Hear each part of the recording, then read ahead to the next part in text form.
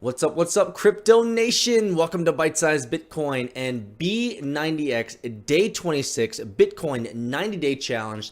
Today, we are going to be talking about trend lines and uptrend and downtrend lines.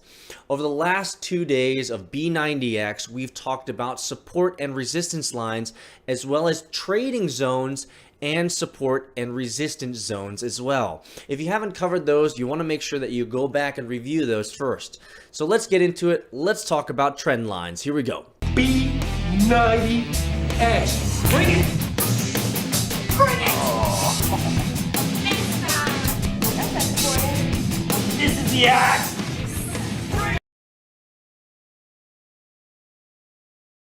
Okay, so there's a lot of text here, and as I went into doing basic research on this, I found that there's a lot of really powerful information that I think is fundamental to understanding why trend lines, number one, are valuable, and number two, how they can be used appropriately. So let's just jump right in. We're at this bottom section down here. Trend line basics. Technical analysis, or TA, is based on the assumption that prices trend over time. Trend lines are an important tool for both trend identification and confirmation. So trend lines require data over time to see whether the trend is actually valid.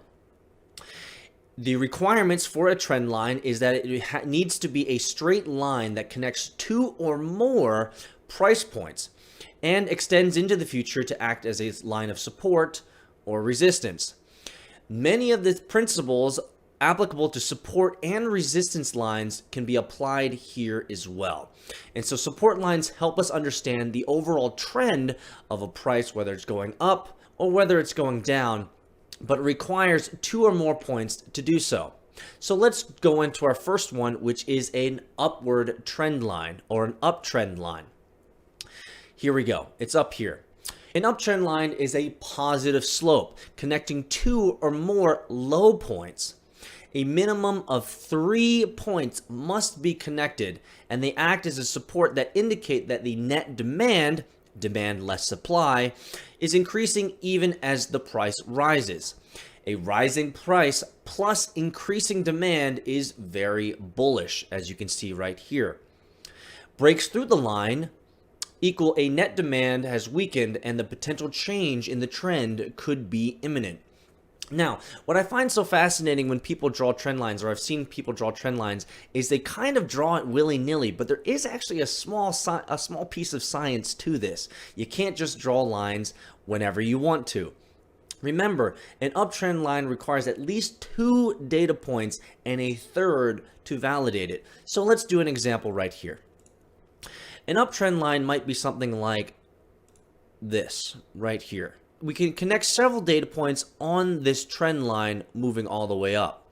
So the data points that we're connecting are here, here, just barely, and here as well. We're going to talk about the slope and the angle of this in just a second. So let's do an example of a downtrend line. It's the exact opposite of an uptrend line.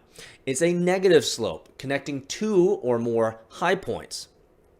A minimum of 3 points must be connected, and they act as a resistance line and indicate that the net supply less demand, is increasing even as the price declines. A declining price plus increasing supply is very bearish.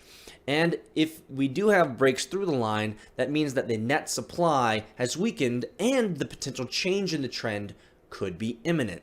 So let's draw a downtrend line. Something like this, connecting maybe to here and maybe there. And the reason why we could select this, let's make this red. The reason why we could select this is we have a data point here, we have a data point here, and we have a data point here. But let's talk about this because the tips are actually the most salient parts of this entire video. Number one, spacing matters. Spacing really matters when it comes to creating uptrend lines or downtrend lines. We generally want to have them spaced somewhat evenly, right? If we have the data points really closely spaced together, there's going to be a pretty good chance that the trend line is not going to be accurate, or at least less accurate than it could be. Number 2, the angle matters. The angle really matters. As steepness increases, the validity of the line decreases. And essentially, if something is super steep, it just means it's not sustainable. Things don't move just like this all the time. They only do that when an ICO first hits the market. It goes straight up, and then it generally has a nice tanking resistance line or a downtrend line over time. This is a very important part, this tip right here. Ignore price spikes and focus on clusters. And so it's important that we should really focus less on the statistical anomalies of price spikes and focus more on clusters of prices or clusters that have more data points to them. So I'll give you an example here.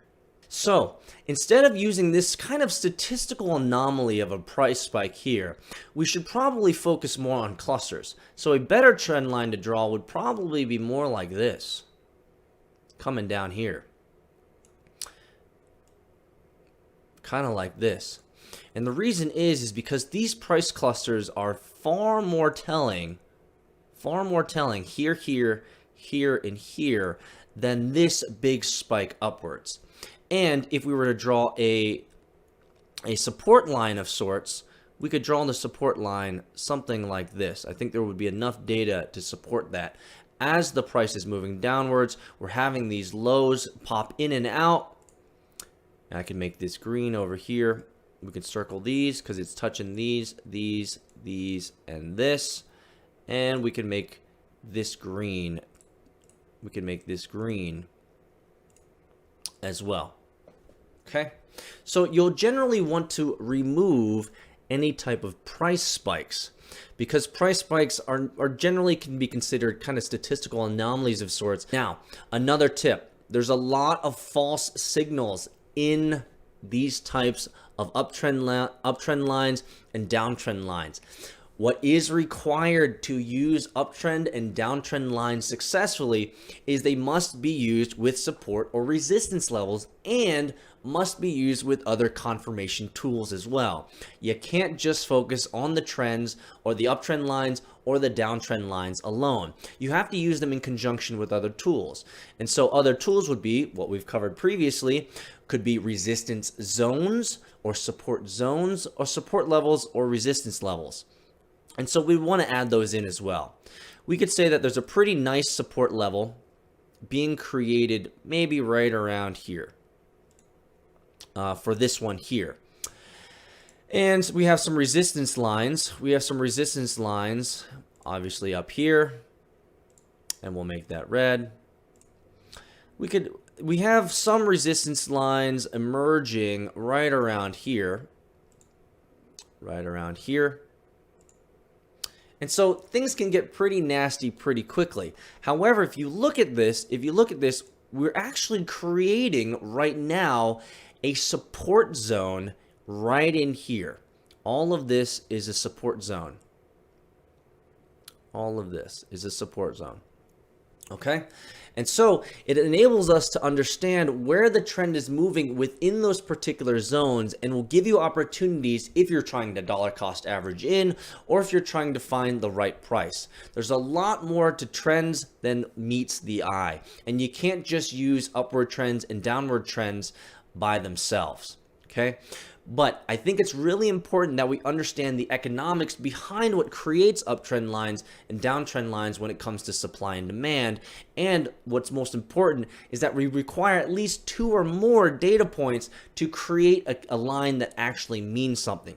Spacing matters, and it matters a lot, as well as the angle and the steepness of those particular lines.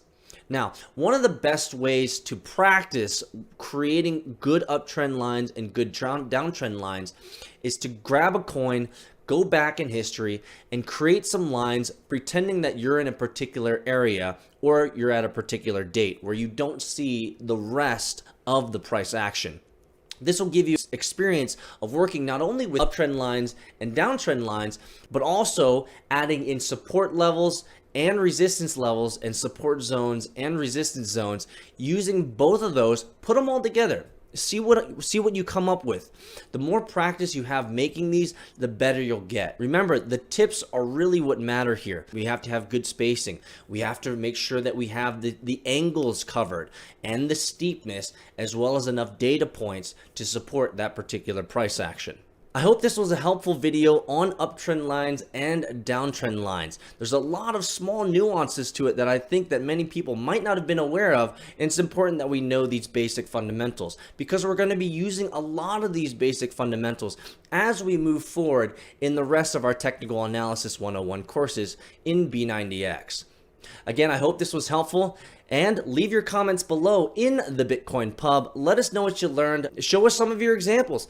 Take a screenshot. We will be happy to correct you. We would be happy to give you feedback on your learning so that you can become a more informed cryptocurrency investor or trader. I appreciate you guys being here, and I'll see you tomorrow. Hey, what's up? If you enjoyed this video and you're new here, please consider subscribing to our YouTube channel. But wait, there's more. We love building stuff. We want to build more, and we want to build it bigger, and we want to build it faster. And we need your help to do it. Our Patreon subscribers, our pub crawlers, our crypto pirates, and our cryptonauts are helping us build even more of the content that you love and enjoy. And we want to build even more. As a Patreon subscriber, you get behind the scenes access of news, information, and events that only subscribers have access to, as well as you get to have your direct hand in helping us build better guides, tutorials, walkthroughs, and mobile apps like Android and iOS apps for the Crypto Nation. Plus, you get to call yourself a crypto pirate or a cryptonaut. What's better than that?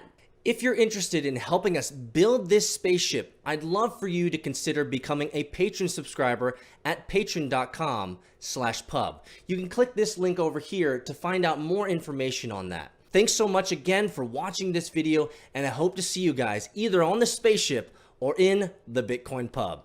Thanks again, guys. We are going to the moon.